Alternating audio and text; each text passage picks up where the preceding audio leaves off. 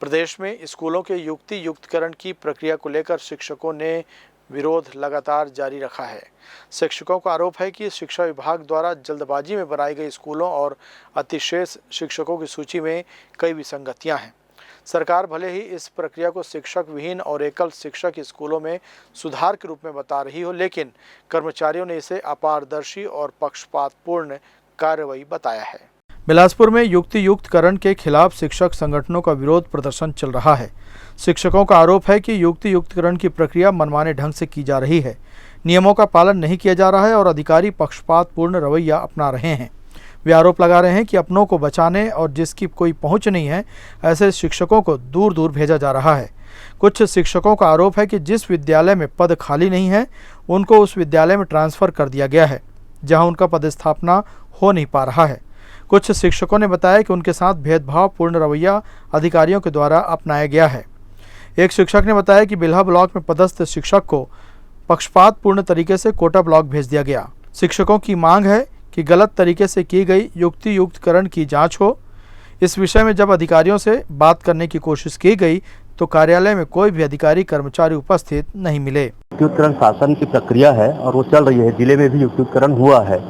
जिले में जब युक्तियुक्तकरण किया गया है तो 2 चरणों में हुआ है, जिला स्तर पे हुआ है, संभाग स्तर पे हुआ है।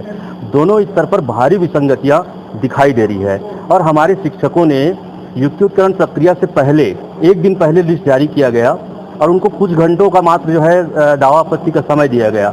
जब वो दावा आपत्ति करने यहाँ पर आए तो उनसे किसी भी तरह से दावा आपत्ति को लिया नहीं गया, उनको पावती नहीं दिया गया। अंततः शिक्षक थक हार के जाके कलेक्टर ऑफिस में दावा आपत्ति किए हैं और वहाँ जाके अपनी समस्या को बताए हैं, लेकिन उसके बाद भी उनके दावा आपत्ति पर कोई निराकरण नहीं हुआ और सीधे सीधे काउंसलिंग का प्रक्रिया कर दिया गया। काउंसलिंग के बाद जो है समस्याएं ये आ रही हैं कि बहुत सारे शिक्षक जिनका युक्तियुक्तकरण होना ही नहीं था, वो दायरे में ही नहीं आ रहे थे नियमों के, फिर भी उनका युक्तियुक्तकरण किया गया है। अभी जो प्रक्रिया जो देखने में आ रहा है उससे तो ये स्पष्ट हो रहा है कि कहीं न कहीं किसी को बचाने के लिए या किसी को लाभ पहुंचाने के लिए इस तरह का खेल खेला गया है, जिसमें हमारे निर्दोष शिक्षक परेशान हो रहे हैं और हम न्याय की गुहार लगाने ही आज यहाँ पर आए हैं।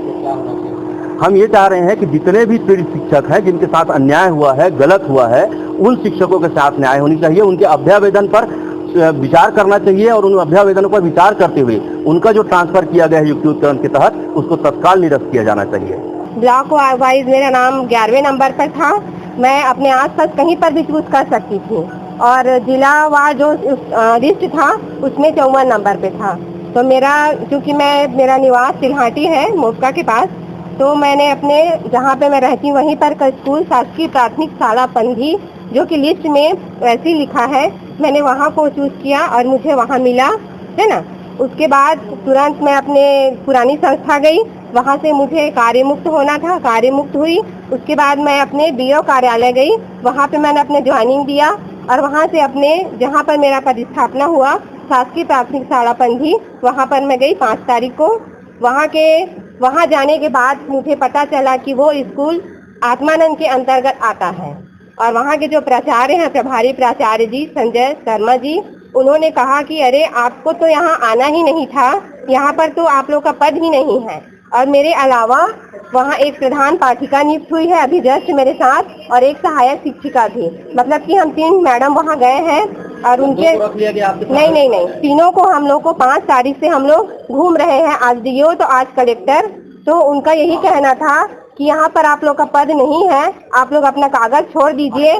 मैं अपने उच्च अधिकारियों से मार्गदर्शन लेकर आप लोग को फोन करके मैं बुलाऊंगा। हम लोग 5 अतिशेष हैं हमारे स्कूल में, लेकिन केवल मेरा और एक और है संस्कृत में यादव मैडम, उनका नाम है। बाकी 3 लोग को बचा दिया गया है। अब क्या चाह रहे हैं उनको भी? नहीं, मैं चाह रही हूँ कि मैं सबसे सीनियर हूँ तो मुझे न्याय मिले और मैं वहाँ रहूँ, या तो फिर वो यदि अतिशेष में तो वो लोग भी वहाँ से जाए। क्या वहाँ अधिकारियों के द्वारा भेदभाव किया जा रहा है? मेरी प्रिंसिपल के द्वारा किया जा रहा है भेदभाव। चाहता हूँ जो शासन ने युक्तियुक्तकरण किया है, जो भी अपने नियमानुसार किया है, लेकिन मेरे साथ तो बड़ा ही अन्याय हुआ है।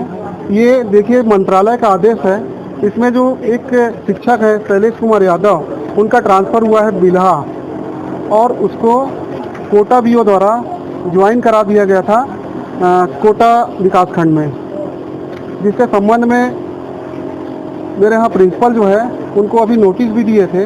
आज तक उन्हें अपने आदेश का मूल प्रति नहीं दिया है करके, क्योंकि उनके आदेश में बिल्हा ही है और उनको कोटा में ज्वाइनिंग कैसे दिया गया, सबसे बड़ा प्रश्न तो ये है। बिना शैलेश कुमार यादव, है ना। और उसके बाद ये मेरे यहाँ प्रिंसिपल द्वारा ये दिया भी गया है पूरा, जिसकी आज तक उनको उनका आदेश अप्राप्त है।